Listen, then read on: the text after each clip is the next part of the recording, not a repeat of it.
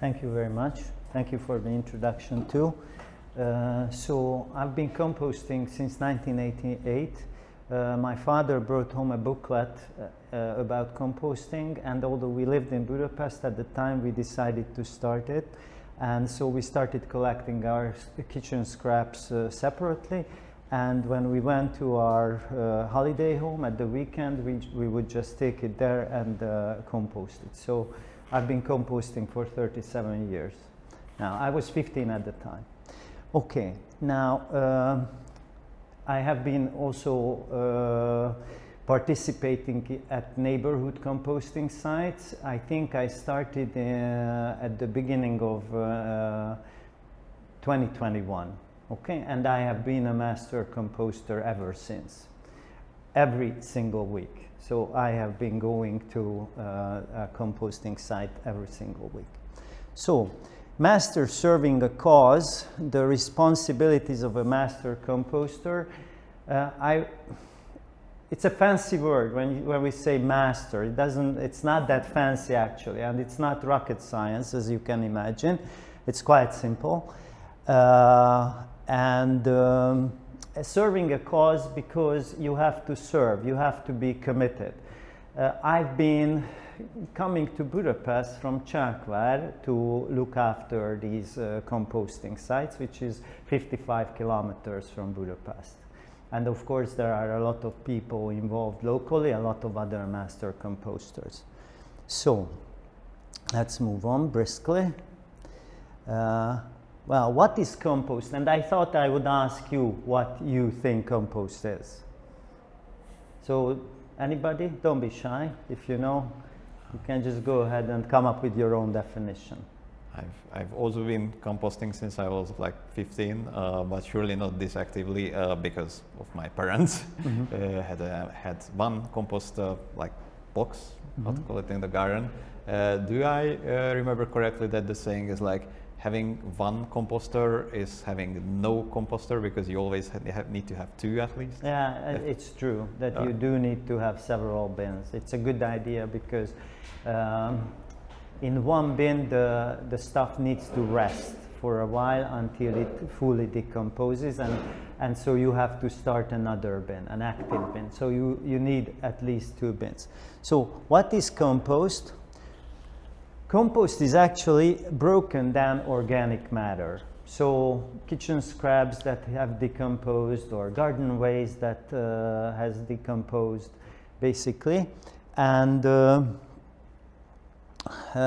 we actually mimic what nature does, because everything that was once alive decomposes. And it comes to the next question: what can be composted? And the answer is anything that was once alive or comes from living organisms.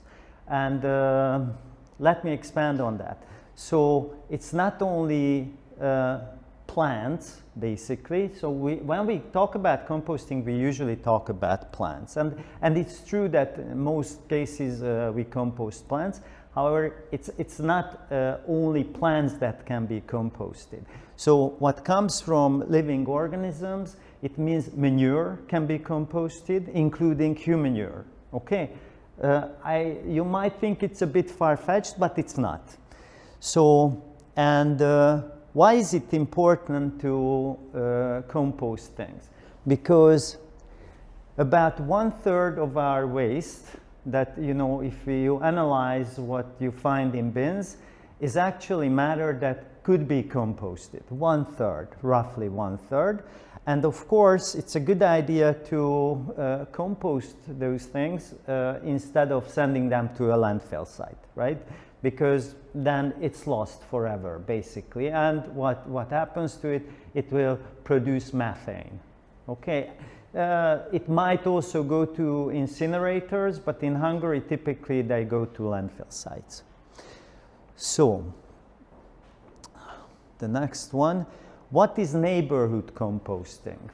Because that's the subject of my talk. So if you have no garden, it isn't necessarily a problem, because although it's always much better and preferable if you have a garden to compost there. I live in Csakmár and I do have a garden and I have several bins, as you mentioned, so it's not enough to have one. But even if you live in a town or a city and you have no composting facilities that are your own, so you don't have a garden, you can still compost. And how? So, of course, there is this separate collection of organic waste. It's not going that well in Hungary. I don't know if you have heard about it. It has been introduced, but it's optional, and it hasn't really been introduced everywhere. So it's I think personally, I think it should be made obligatory, and so everybody should be, let's say, forced to do it. And there are actually good practices abroad where they do it, and the way it was launched in Hungary, it's not that great. So I'm very critical of that. It's better than it was before, maybe, although, you know, you have to, whenever you have to transport organic waste, then it already means emissions, right? So it's always best to do it locally. So what's the other option? You can do indoor composting. Now, what you see here is a bokashi composting bin. It's basically an anaerobic process, and you need to use this culture of bacteria and fungi to inoculate whatever you are composting, and it takes place in that bin without air. So it's more like fermentation than composting, and we can say that it's like pre-composting. You know, after you have used the bokashi composter, you can bury that stuff and it will eventually decompose, but you do need you need to continue the composting. Now, what else you can do if you don't have a garden? You can do vermicomposting. It's also indoors, and it means you see several trays in which you put your organic matter, and there are worms, you know, red wigglers typically, not earthworms. So it's important that they are not the same. So if you do composting, it's not earthworms that you need. And whenever the compost or the plant matter has decomposed, or the worms have eaten it, you place another tray on top of it, and the worms will migrate because they need food, so they will just move upstairs, let's say. Okay.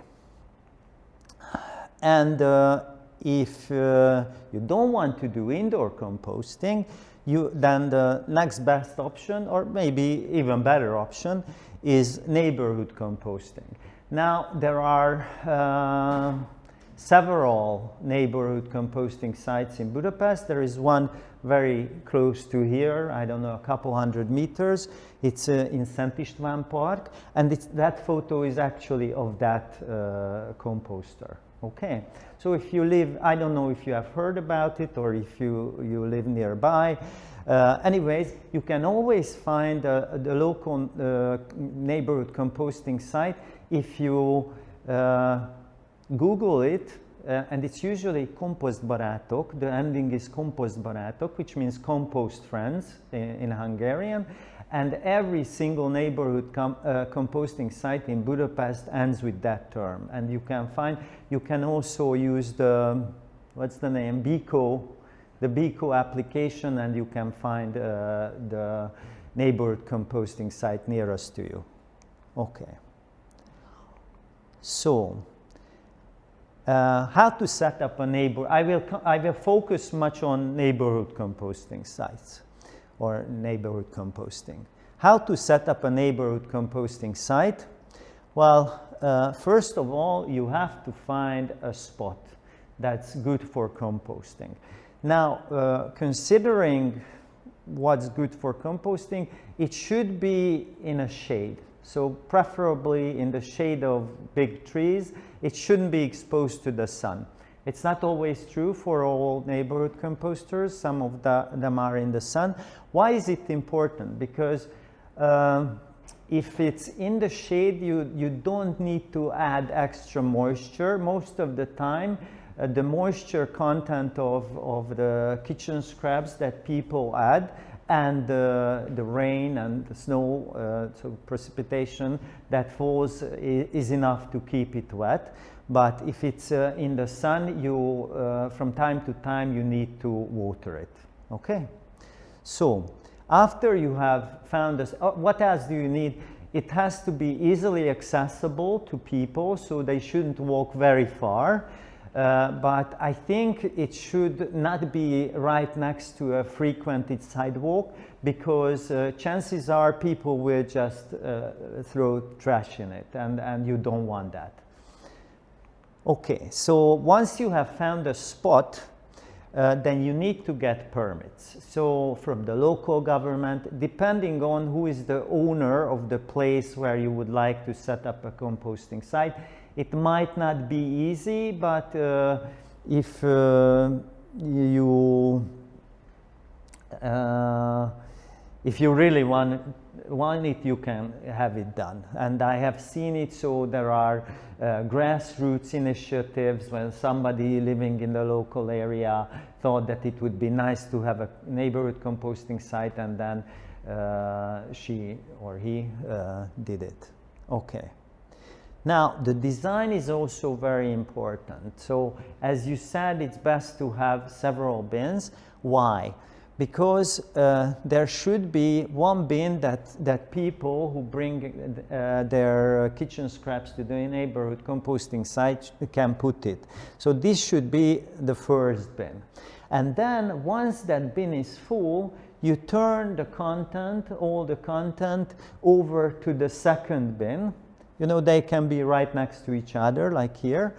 And then when this one fills up again, then you can turn over both. And by the time this one, let's call it the active bin, fills up again, you probably have finished composting the third one. Now, after I made the presentation, I realized that it's actually best to have a bin here too. Why? For brown materials.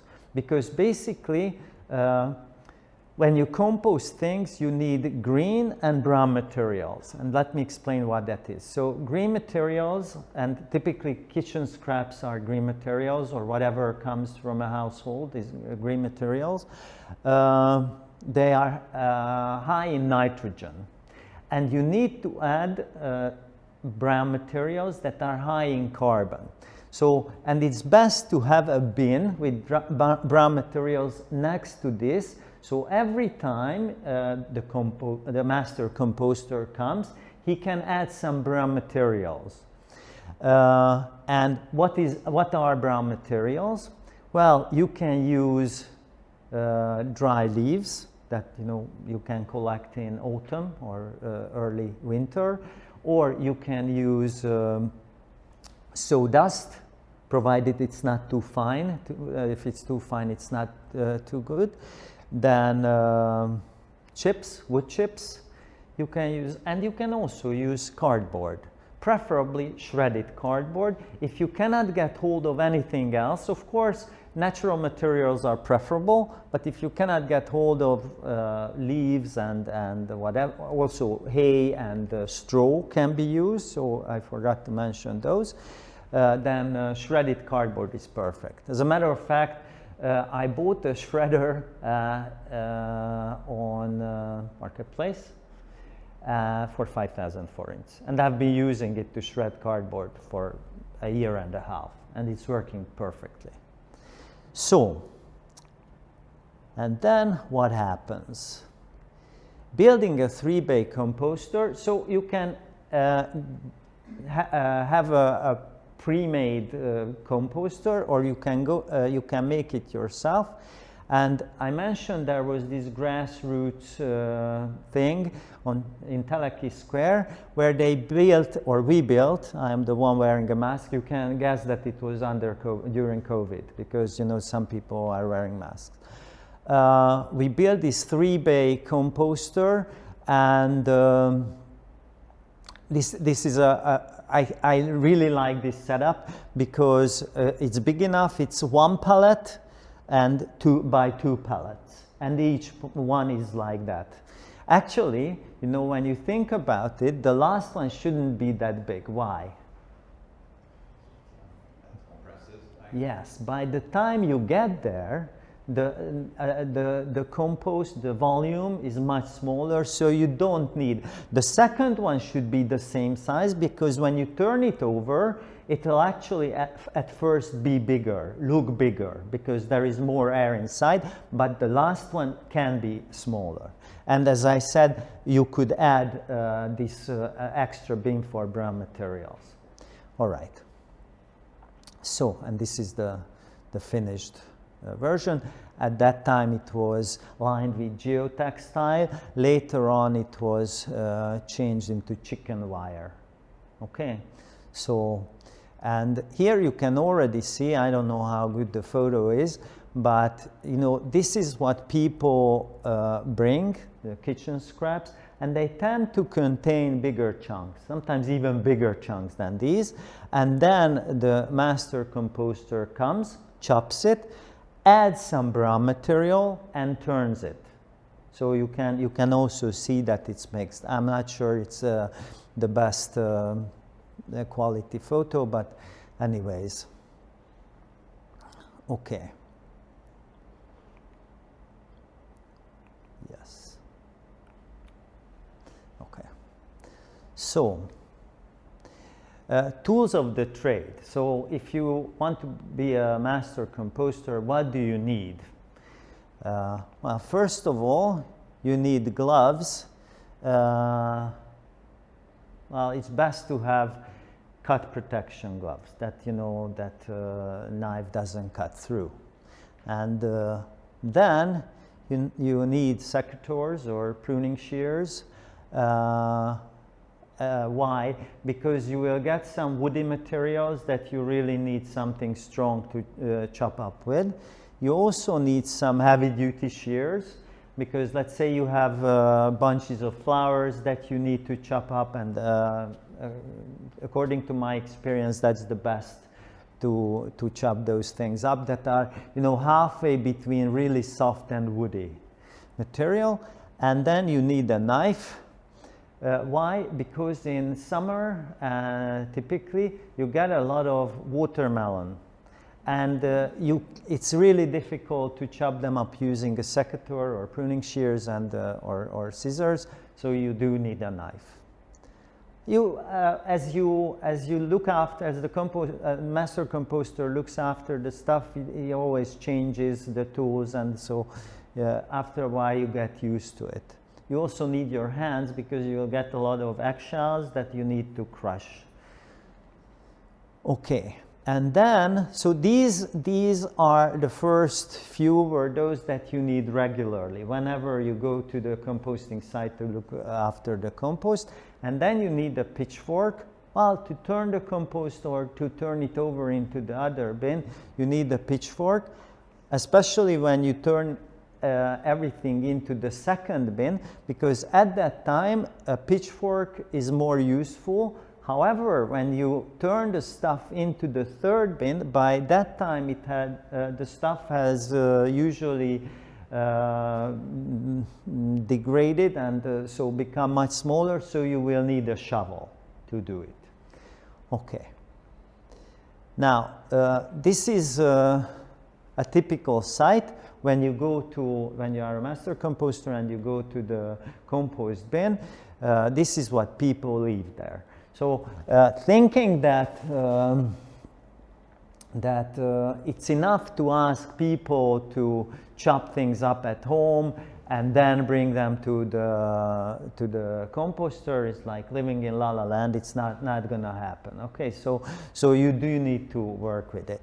And So what do you need to do? You need to chop, first of all, as I have already mentioned. Then you have to remove non-biodegradables, because people do sometimes put things in the bin that don't belong there. Okay, now sometimes it's an honest mistake, and sometimes it's just somebody passing by throwing whatever bottle in it, and so that's the responsibility of the master composter to take those out. Now, different neighborhood composting sites have different rules. Some don't even allow eggshells or avocado peels, or so there are those exclusive ones, or the ones that like to exclude a lot of things. I am more of the opposite, because I think if it's organic, you should bring it. But of course, there are limits. So, for example, you can see that there was a Christmas tree actually, and of course, none of those tools that I have mentioned before are strong enough to chop up a Christmas tree. So I ended up taking home the trunk, and I have a garden shredder, and I shredded it. Okay, so you need to add browns, as I have already mentioned, which can be cardboard, hay, straw, whatever.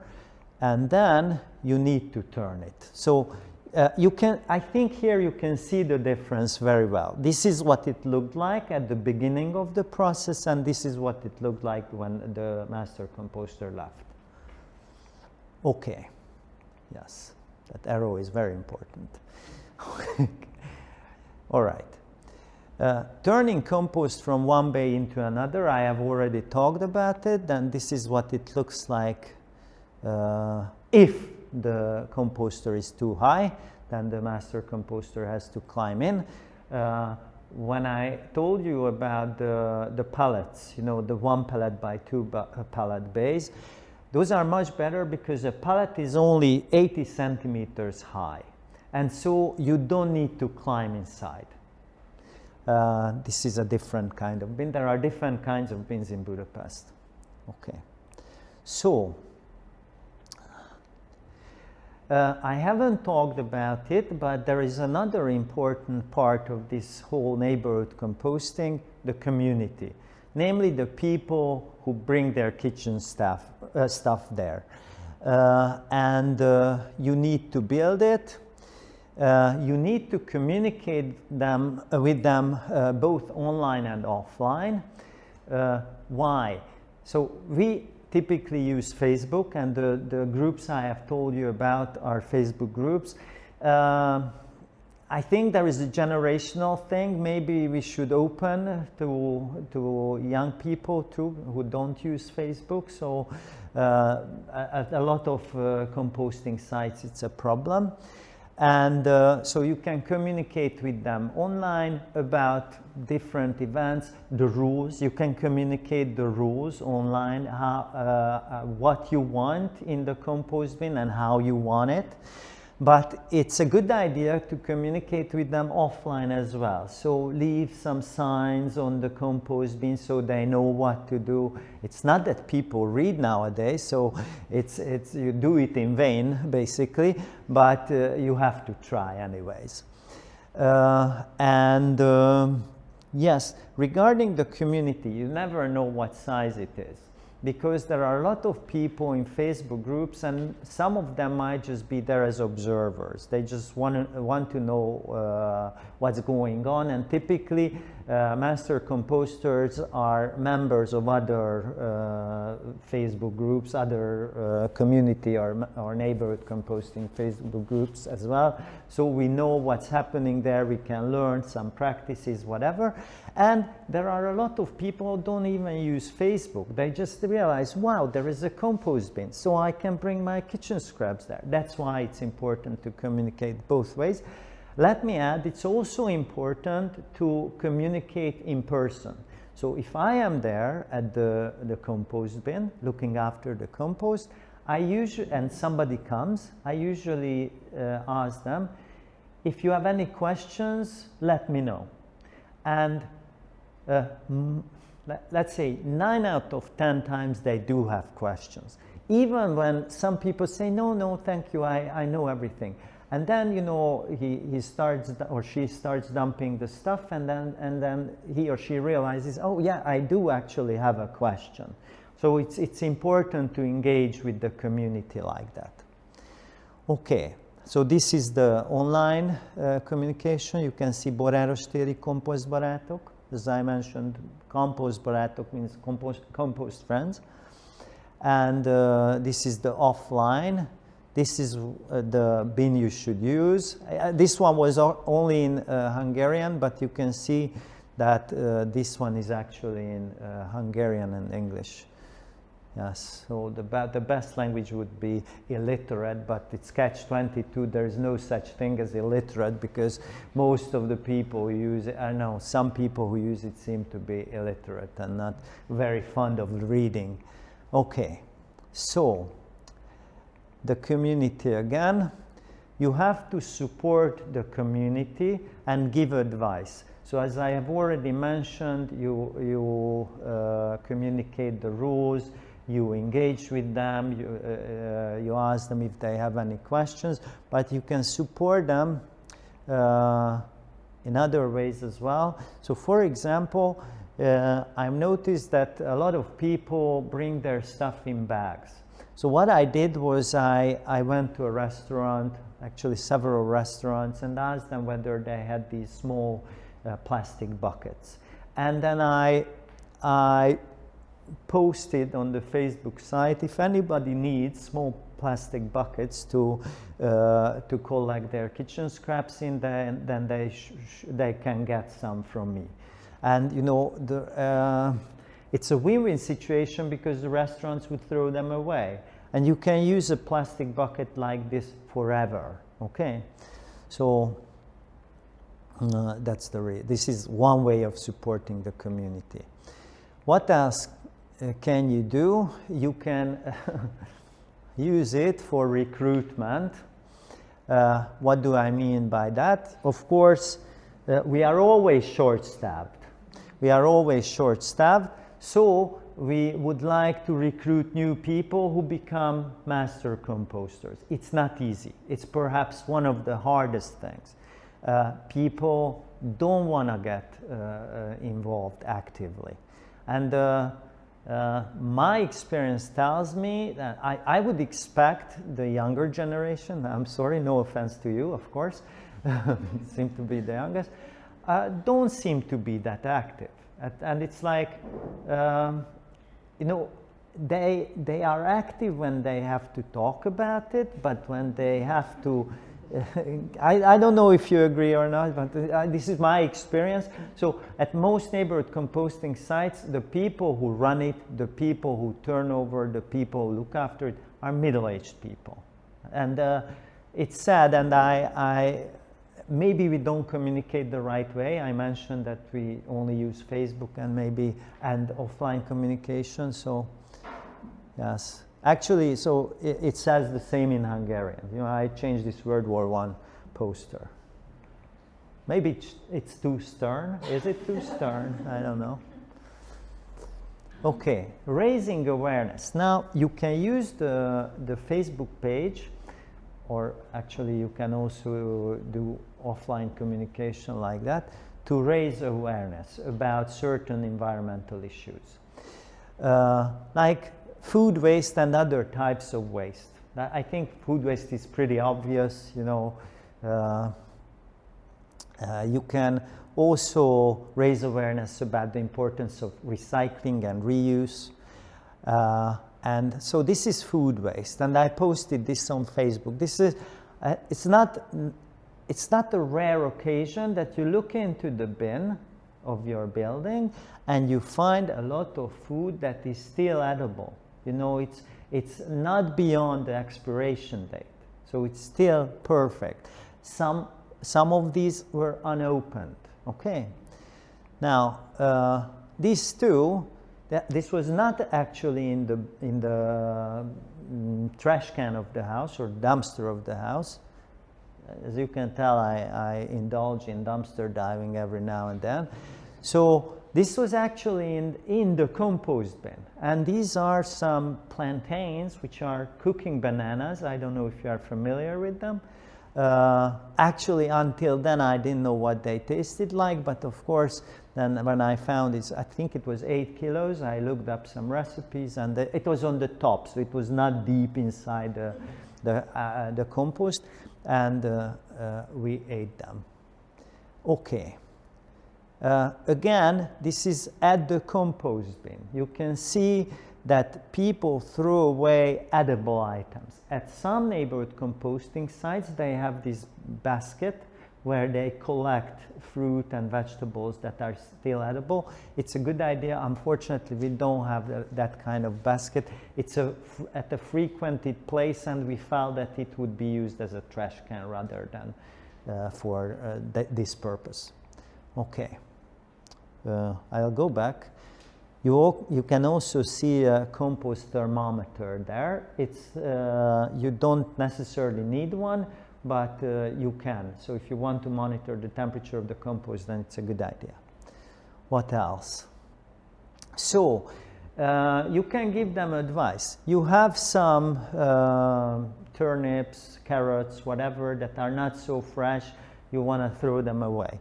But if you put them in water overnight, next day they will be like new. So you can peel them. It's just some idea that you don't need to throw everything away if it looks limp or whatever, faded. Yes. Okay. Halloween. A lot of Halloween pumpkins. So this is at one time I found this many. Luckily at home I have sheep. They are almost like goats. They are Cameroon sheep, and I took them home. They were very happy eating the pumpkins, and you can see some carrots there too.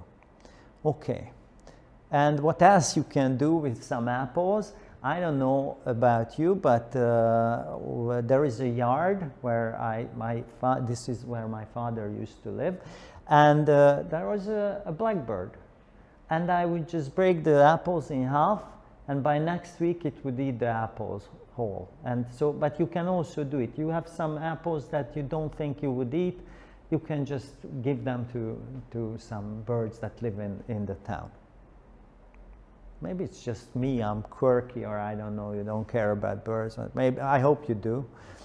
What else? So it's not only food waste, you find a lot of jars in the trash can. Now, it's interesting because people pay a lot of money. So whenever you go to a shop and you see jars, they sell jars, they cost a lot of money. And then we just throw them away. It's unsustainable. It's unsustainable to send them to a landfill site. It takes 1-2 million years for these jars to decompose, right? We can afford it, right? 1-2 million years, that's nothing. I'm just joking, being ironic. And you can, I have been using these jars too, like when I make jam at home, I still am making quince jam because I still have quince. You know you know what quince is. It's a yellow fruit, kind of like an apple but hard. Bírsalma for those who speak Hungarian. Okay, so raising awareness about special days and events. So on the Facebook site I also post when it's Earth Overshoot Day, it's showing how unsustainable it is the way we live. Or you can, it's a Gilista Festival, which is Worm Festival. It's also about the importance of composting and worms, in general, earthworms included here. And then we have International Compost Awareness Week. You didn't even know we had such a thing, right? But we do. Yes, Teszed, which is about litter picking. Now, you know, there are these organized litter picking events in Hungary. On the other hand, I don't think you need an organized one. You can just pick litter whenever you want. So it's the good thing about picking litter, it's always available, and it's a good exercise, especially if you don't have a bad lower back, but maybe even then it helps. So I do pick litter and I recycle it, whatever I can. All right, so recommendations, you can recommend some books on the Facebook site. This is Compost Frankie, let's say. It would translate to that. It's about the life of a worm who lives in a compost bin. Yes, or films, Kiss the Ground, I don't know if you have seen it, very important, very good film, you should watch it. It's also about sustainability and what we can do, and it's very much linked to composting. Okay, so raising awareness again, reuse and environmental protection, how you can connect the two. And actually, this is my hobby. I don't know if you know, it translates, for the lack of a better phrase, attic cleaning, which we call lomtalanítás in Hungarian. It's when annually people of Budapest throw away whatever they don't need. It's from the basement, the attic, and also from their homes. And a lot of times you find a lot of really good quality wood. I mean, good quality for what? You will see what. So, for example, I make birdhouses from these. I have been doing this for about 15 to 20 years. And then, after I have built these birdhouses, then I also hang them in parks and gardens, guerrilla style, in Budapest. I currently have about 70 nest boxes or birdhouses in Budapest. And you note that even that metal guard, you know, that's against woodpeckers, so woodpeckers wouldn't rob the nest because they tend to enlarge the hole and then take out the chicks. Woodpeckers are nice, but this is the way they eat. So they do eat grubs and whatever, but they eat baby birds as well. So that was also, I found it. I try to find most parts of birdhouses that I built. So for example, the wire I hang them on is I don't know if you ever walk along a road and you see a lot of these circles, and that's, you know, hubcaps have this reinforcement ring inside, and that's what I use. I break them in the middle, and then I can hang these birdhouses. This is in Info Park or Science Park, the other side of the Buda side of Petőfi Bridge. Okay, and again, this is beyond composting. What I want people to see the big picture. There are a lot of things they can do for the environment, and this is included. And these are some of my results. As you can see, all these birds hatched and fledged from these birdhouses I built. This is a hoopoe nest. That one is, these are robin chicks. That's nuthatch, blue tits, European rollers, and kestrel. Actually, that's a predator bird. Okay, and you can reuse again from the bin, all of them from the bin. You can reuse these, right? People throw them away. You can reuse them. They make perfect bird baths. You see the tree sparrow, the blue tit, and the long-tailed tit. That's really their name. The tit is their name.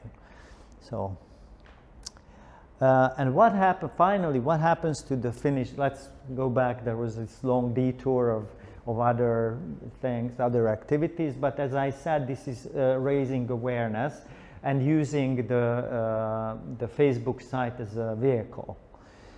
So the finished compost can be either sifted, and then locals, the people who brought their kitchen scraps to the composting site, they can take home.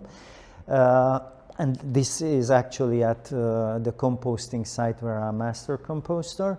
And we sifted the compost, and people came and took some compost home. Unfortunately, there is not as big of a demand for compost as we produce. So we produce much more compost than people would take home for their potted plants. So luckily, you can see the compost bins in the background, and not far from there is a Miyawaki garden. I don't know if you are familiar with that. So, you know, when a lot of trees are planted in a small area, and they grow faster because all of them want sunlight, and they compete for sunlight, and they grow faster. And so once we had excess compost, and we just fertilized this Miyawaki mini forest using the compost. Or we can give it to 1 million trees. I don't know if you know the organization, the initiative. They plant Miyawaki mini forests, and also they plant trees all over the country. But these we give to, because the compost bins are in District 9, so we give them to the local chapter, so to say, of the 1 million trees organization, and they come, pick up the compost, and when they plant trees, they use this compost. Okay. And fun fact. Why do you think I included these? Any guesses? What are they? Peelers. Yes, vegetable peelers. Why? These are not all, but some of the vegetable peelers I found in the compost bin. So I think there were 2 more, but I just couldn't find photos of those. Maybe I gave them away faster than I took a photo, and so I won't have to buy a vegetable peeler for the rest of my life, you can imagine. So, and thank you for your attention. If you have any questions, please let me know. Go ahead. But really, do ask me if you want. Any questions from the audience? I hope I can answer. Sorry. Questions? It's a microphone. Just Okay. Do I need that? Okay. I can be loud. No. That's for recording. For recording. Okay. So I live in the area, and I'm using this compost base, which is in St. Stephen's Park, and it's really functional. I like it a lot. My question is that usually in tropical fruits are not acceptable. So because they do not degrade or decompose that easily as others. Yes, as I said. What should I do with them?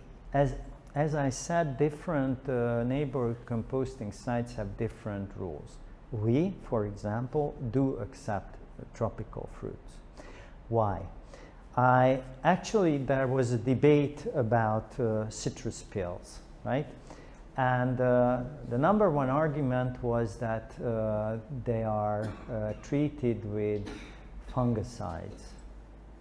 And then I asked the question, how come they get moldy in the shop? Because, you know, that defies logic. If they are treated with that, then they cannot get moldy, but they do. And then people said, yeah, but they do contain other chemicals, other pesticides. And then I checked the European Food Safety, I don't know, whatever organization. They do annual tests of all fruit and vegetables that are sold in the European Union. And guess what? And they do the tests with the peel included. And so orange, You mean the skin? the skin, Yeah. the skin, yes, yes. The orange, for example, is in the same category as bell pepper, some type of grapes, strawberries, pear, apple, peach. And I said, okay, so we can exclude them, then we have to exclude the others as well. It was multiple residues. I think this was the category. So they all contain multiple residues. The question is, are they persistent chemicals that, you know, that stay in for a longer time? Or or they degrade. And as I said, there are some composting sites that like to exclude things. We are not like that, and there are some who are not like that, and we make our own rules, and we like experimenting too. So we do welcome citrus peels too. And yeah, people say it takes a little longer for them to decompose, and I say, longer compared to what? I mean, compared to branches. I mean, you know, tree branches. No, they decompose faster than tree branches. So, but if they have that rule, then and you use that site, you should respect that rule. And on the other hand, there are sites where they welcome. You know, as I told you, there are some neighborhood composting sites. They do a decent job, and then, you know, I really like those people. But they exclude eggshells. They don't want eggshells, for example. So that's the answer to your question. By the way, do you read in Hungarian or no? Yeah. Because you are Hungarian. Okay. So I wrote an article about citrus peels for humus. About whether they can be composted or not. They can be? They can be? My conclusion was that they can be. There was actually in Costa Rica, of course the climate is different and whatever, they dumped, I think, 120,000 tons of orange skin or peel in one area, and they went back there, I don't know, a decade later, and they realized that the biomass was much big, I think 180% higher in that area, and also the variety of species living there was much higher. And it was, I think, this was published by maybe Stanford or Cambridge. I don't remember exactly. It's in that article that I wrote. I know the sources, and that was also part of my argument. Okay. And my second question is about, but probably you already mentioned it before. Can this compost, the final outcome of this compost, can be used for biomass as renewable energy ingredient for further usage, so it can be offered for plants, biomass plants? Yeah, but why would you do that? Well, it's much better than just, you said that you are producing more than what is demanded. Yeah, but I think, yeah, it can be used. As you know, we donated to 1 or 10 million trees. I think that's better. I don't know. Maybe it's just me. I feel that it's better to loop it, you know, so it returns. Because what happens with that biomass plant? So I guess they're turning it into a chemical or energy, I don't know, some kind of a fuel, right? Yeah, let's not turn it into fuel. So this is what Mohu does. Mohu does it. Okay, so whatever they collect, they turn into fuel. It's okay. It's still better than sending it to a landfill site. Okay, so I do agree with that. But if it has been composted, then use it as to add it to improve the soil. That's my opinion. Okay, thank you.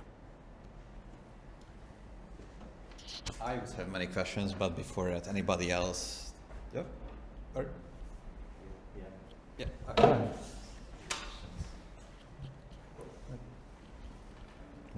It's just for recording, so. Okay, I thought it was a microphone. So there are those like neighborhood compost bins that you talked about. Yes. Is it like possible to like set those around, let's say like places that produce high organic matter? Let's say around like schools, kindergartens. Yeah, that's a very good idea. Actually, you know, there is a governmental program, and you should refer to that, because sometimes some people from the government oppose any composting or whatever, for whatever reason. But there is a composting kindergarten program in Hungary, compostovoda, so, or compostálóvoda. I'm not 100% sure. I just translated it into Hungarian. So yes, absolutely. I think you know what you mentioned, it's very important. because this is where we should start educating children. You know, they go to kindergarten and they know that if they have organic matter, so they ate an apple and there is the core, then they should automatically take it to the compost bin. And I have seen kindergartens with compost bins, so it does happen in Hungary. It wasn't in Budapest, it was in Veszprém. But if you educate these children and you don't stop, when they go to elementary school, they also should have a compost bin there, and then in high school and at university too, because just think about that. The child then goes home and will educate the parents too. So it's very important. I think, yes, if the kindergarten initiates it, so they say they want a composter, I think they can get it. Now, I haven't talked about one problem. I have talked about the recruitment problem. There's another problem in Budapest right now, rodent problem. We do have a rodent problem. I acknowledge it. But it's not because of the composters. The rats were here before these compost bins were set up. It's true. And so when some people, typically local governments, they try to blame it on the composting site. And I said, okay, next time you want to set up a site, you just go to the local government and ask them, where have rats been detected? And you say, okay, I will put the bin there, because then you cannot blame me. The rats were already there. So. Yeah, but Budapest is one of the least rats. Used to be. I think it's getting. Yeah, but it's still. Still? One of the best. Yes. I have watched some English videos and I noticed the rats are much bigger there. So. I see mice, but no rats. Yeah, okay. I think mice are okay. They don't scare people so much. Yes. At home, I have found shrew in my compost bin. Cickány, if you. Yes. So but that's a predator actually, not a rodent. So. But it was a very good question, and you made a very good point there. Thank you. I lived in Amsterdam. They have a lot of mice in Amsterdam, and actually I had on my flat. I've lived in Amsterdam for 3 years, and I had not rodents. I mean mice. Well, anyway, it's not. You don't have mice now anymore? No, it was in Amsterdam. It was in Amsterdam. Yeah, Okay, in Amsterdam. I mean, it's a huge problem. Yeah, you know, I visited a neighborhood composting site in Flanders. That's part of Belgium, the Dutch-speaking part of Belgium. And there were very similar bins like this. And I knocked one of them and the rat ran out of it. And it's like, and I went to the master composter and he did this. It happens. So you can, it also depends on your attitude. You know, they say that when you go out in the rain, you get wet. You get wet if you are European or if you live in the Amazon rainforest. But if you are European, you are bothered by it. You know, so there are things that you can be bothered by or not. And maybe it depends on your culture. And just a remark, yeah, it's very disappointing in Városliget. I mean, they gave up. There's a cafe, you know, by the balloons. Well, there are a lot of kids. Actually, there's a playground, and they gave up.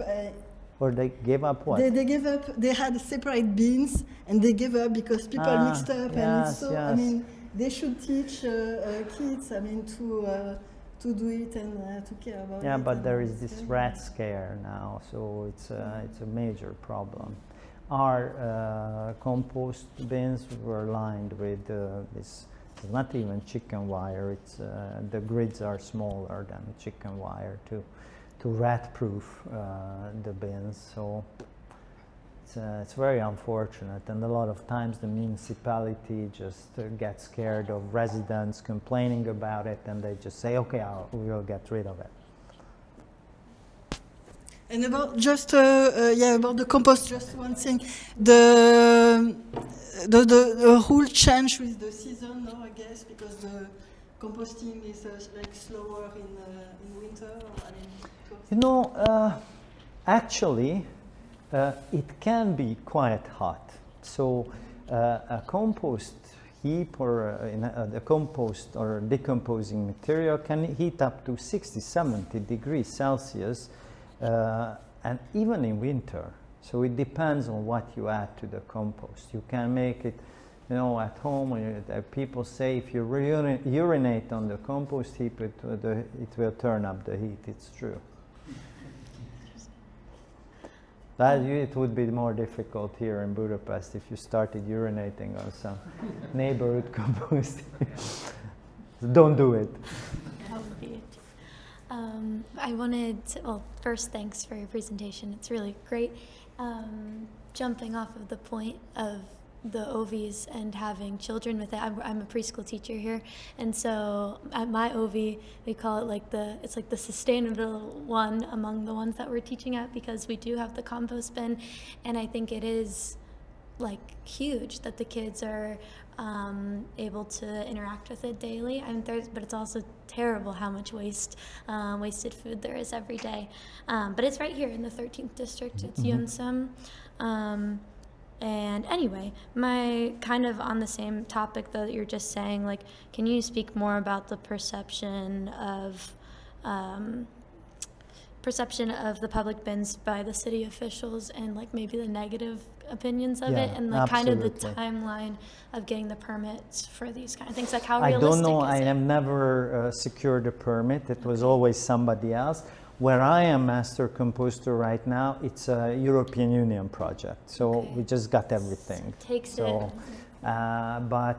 Yes, municipalities, regardless of what party it is, their attitude is horrible.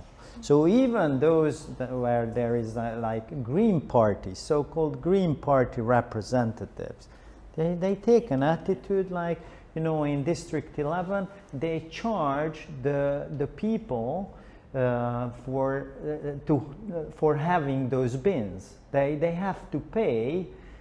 You know, it's not enough that they look after it voluntarily in their free time, but they have to pay a fee, for example. So very bad. The attitude is horrible, and a lot of times. So it happened, for example, during the campaign, the last one, what was it? European Union campaign, maybe, or I don't know. So, and there was this government party representative complaining about the bins, blah, blah, blah. And then the bins stayed. And then after the elections, it was the opposition who won in that district. It was District 8. And they did away the bins. So it was like, and some of them pretended they had been set up illegally. Oh, we didn't even know about it. Even though some people who work at the municipality were in the group, in the neighborhood composting group, in the Facebook, and they pretended, we didn't even know there was a compost site. Interesting. So I answered your question. Yeah, sorry. that's great. Thank you. So just as an example, we have like people who for income collect the plastic bottles and go to the supermarket and like push them into the machine. Yeah. Is there any way you could have a program that it gives people a sense that, you know, this can be monetized? I really just like the whole neoliberal like discourse of like, let's commodify and privatize anything. But I do think that if you could convince people that the conservative people that don't care about the planet, climate change, you can give them a sense like this is like solar, wind power. It's profitable. Like this is really like we can have a more productive, efficient economy. If there's some way you can discursively kind of we say social constructionism, like convince people that this is something, then it wouldn't seem like this leftist hippie thing. And absolutely. it would seem like totally mainstream, and like, why wouldn't you do this? That's also a good point. I don't know how it can be done, but I suppose it has been done in other countries. So, for example, if you raise the prices of taking away the content of your or mixed waste, let's say if it was higher, and on the other hand you wouldn't have to pay for your kitchen waste that is collected separately, then maybe that way you could incentivize people so they would do it. Because yeah, there are some people who just think it's some quirky thing, some leftists or whoever are into it, but I'm not gonna do it because paying for your waste management costs next to nothing. If it were more expensive, then maybe they would think about it, or they would just dump it elsewhere. That's the other option. But I translated something for hummus. And it was about good practices in other countries. And for example, in Bratislava, which is not that far from Hungary, they have the following system. The mixed container, or the content of the mixed container, which is the green one in Budapest, I mean the color of the bin is green, that is emptied 2 or 3 weeks, every 2 or 3 weeks. And they have a bio-waste bin, which is emptied twice a week. And so if you are stupid enough to put your meat, leftover meat, into the green bin, you will be the one smelling it for 3 weeks. So you can also incentivize it. And it's not a fine, it's just, really, you put it there, sorry, you'll have to smell it. Rotting meat. Congratulations. You know what I mean. Any other questions remaining in our heads? I would have a couple probably. What was the funniest thing you have found in the compost? Well, probably the vegetable peelers. I always crack up when I find one, and once I found a knife. Not once, several times I found knives, and I thought, well, they were out of vegetable peelers. They started using knives now. And what else? The funny things. Yeah, these are the funniest, but we do sometimes find maybe not so funny things. And a couple months ago at the neighborhood composting site where I'm master composter, there were a lot of household stuff, including a swivel chair and books and magazines and everything. And then it turned out to be a very sad story. It was a deranged young lady who stopped taking her medication, and she started thinking that all her old stuff had a curse on them. And she just, for whatever reason, she found our compost bin to dump everything there. I don't know why she just didn't put them in the bins of her building or whatever, but it included clothes, and then I had to do some research to find out what happened. And she had her ID cards, and like a very sad story. Finally, I managed to get some of her clothes back to her, or rather to a friend of hers. By that time I had washed them because I thought I would give them away to charity. At first I couldn't find the owner, and then when I found, through a friend I found the owner, she said it doesn't belong to me. And I was like, it must belong to you because your ID cards are here and your diary and things like that. So, but after that, so it was a sad story. It's not funny, yes. Well, something then probably funnier even than that. But no, on a more serious note, also corresponding to the notes about composting at schools and how hard is it to get permits. Aren't there any neighborhood compost bins that are on private land? So you have a large house where you must have a composter anyway? I think that some buildings must have their own. I don't know of them.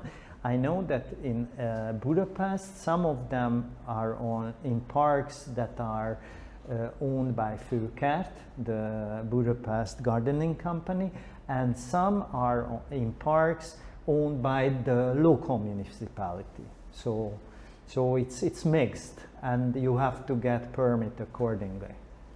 So I mean, sometimes the park belongs to Teleki Square belongs to District 8, but where we have our compost bins on Boráros, it belongs to Főkert, so the Budapest municipality.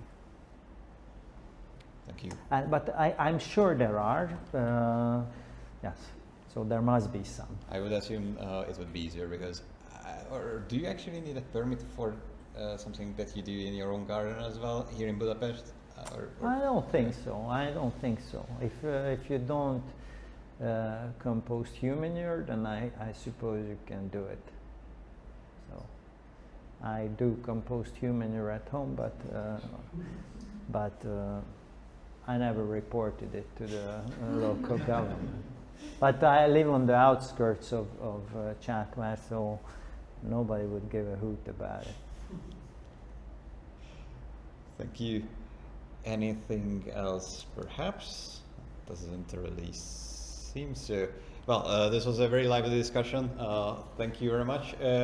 Thank you everyone for coming, and thank you for the awesome talk and the discussion afterwards. So that's the end of this part of the program, but please stay here if you would like to continue the discussion. Again, we have some refreshments and some vegan snacks back there. Toilets are upstairs. Thank you, and let's continue the discussion at the back. Thanks.